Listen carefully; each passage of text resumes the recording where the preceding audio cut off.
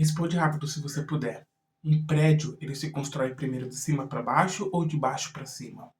Essa foi a mesma pergunta que um dos meus primeiros patrões fez para mim quando eu trabalhava com ele. Eu já trabalhei em vários lugares diferentes, mas nesse lugar específico era uma construtora. E ao invés de trabalhar na parte final de construir, de colocar um tijolo em cima do outro, eu estava trabalhando no escritório do lado do chefe, do lado do dono do negócio. E naquela época nós estávamos construindo 4 edifícios ao mesmo tempo. Tinha uns cronogramas de execução, tinha um planejamento, e eu trabalhava na parte de compras. E também eu era o motoboy, né? Eu ia atrás dessas coisas, levava documento, pegava documento. De qualquer forma, né, teve um dia específico no final do dia que estava para ir embora. Ele me chamou e chamou outros companheiros de serviço e ele me fez a pergunta: Augusto e pessoal, um prédio se constrói de cima para baixo ou de baixo para cima? Como é que começa a construção de um prédio? E é claro que na minha inexperiência eu disse para ele: olha, um prédio se constrói de baixo para cima, é óbvio, é lógico. E ele falou: você tá errado. Um prédio ele se constrói primeiro de cima para baixo. E eu fiz aquela cara de indagação, né? Uma incógnita gigante dentro, em cima da minha cabeça.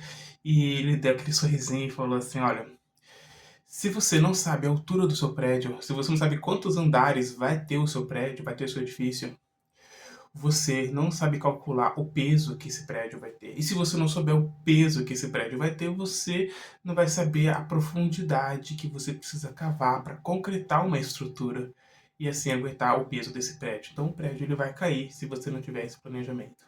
Então o prédio começa de cima para baixo, porque tem a parte da construção ideológica, mental, espiritual e depois vem a parte física. Qual que é a parte mental, espiritual? É quando você primeiro define a altura do seu prédio. E agora vamos falar, deixando a metáfora de lado e falando da sua vida, qual que é a altura dos seus sonhos, das suas metas, para que você possa fazer os planos para isso? Se você não souber aonde você quer chegar, se você não souber de uma forma específica, documentada num papel, num PDF, escrito num caderno, se você não sabe específico, não tem claro específico, anotado, documentado aonde você quer chegar, você não vai saber a altura do seu prédio. E você não vai poder calcular o peso que tem sobreposto um andar em cima do outro. Então, você precisa sim colocar no papel aonde você quer chegar de uma forma específica. Se é dinheiro, se é relacionamento, se é uma qualificação profissional, você precisa documentar isso. E o que significa um andar em cima do outro? Seria os passos para chegar até lá. Você já fez um plano específico de todos os degraus que vai te levar até chegar esse último andar? Vamos dizer que o prédio tem 10 andares. Você tem o planejado, o primeiro, o segundo, o terceiro, o quarto, o quinto, até o nono andar, antes de chegar no décimo? Você precisa fazer isso, você precisa documentar isso, precisa estar muito claro na sua cabeça. E então depois, nós temos aqui, eu desenho aqui no quadro, primeira parte. Primeira parte, ao invés de você planejar e setar só o último andar, você tem que fazer também o planejamento dos outros andares. E depois disso vem a segunda parte, que é planejar a profundidade que você vai ter que cavar para poder concretar o alicerce desse prédio. E o que significa isso nessa metáfora?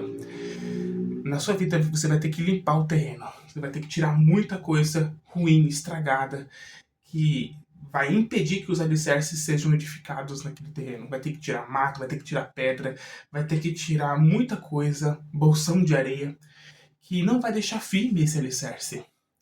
E, metaforicamente falando, né? Agora, claramente falando para vocês, o que vocês precisam fazer é tirar todo o pensamento ocioso, toda a autossabotagem, tudo aquilo que você faz nos seus comportamentos, na sua rotina, que te impedem de chegar lá.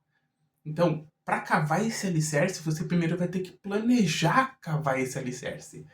Pega um papel, pega uma caneta, ou pega o seu caderno do poder e faça aquelas listas intermináveis de todos os comportamentos, todas as companhias, toda a mentalidade que você tem que te atrapalha de chegar lá. Mas eu não sei todas, mas você vai descobrindo no caminho. Por isso que é bom você ter um caderno, porque sempre quando vem uma ideia nova, sempre quando surge um problema novo, você pode anotar naquela página específica, naquela lista específica de coisas que você precisa tirar da sua vida. Das ervas daninhas, das pedras, das rochas, e dos bolsões de areia que vão atrapalhar você cavar esse alicerce. E agora, depois que você fez a primeira parte, que você planejou a altura dos seus sonhos, que você planejou cavar o alicerce, agora vamos para a parte da ação.